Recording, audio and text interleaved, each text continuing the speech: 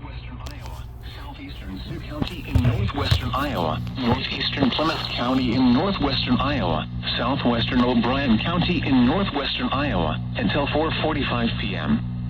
At 4:11 p.m., a severe thunderstorm was located over Marcus, or 14 miles northwest of Cherokee, moving northeast at 30 miles an hour. Hazard, 60 miles an hour wind gusts and quarter-size hail. Text message from 608. Hail damage. Text message from Mom. Are you here all? Please. Stop. This severe thunderstorm will be near Paulina around 4:15 p.m.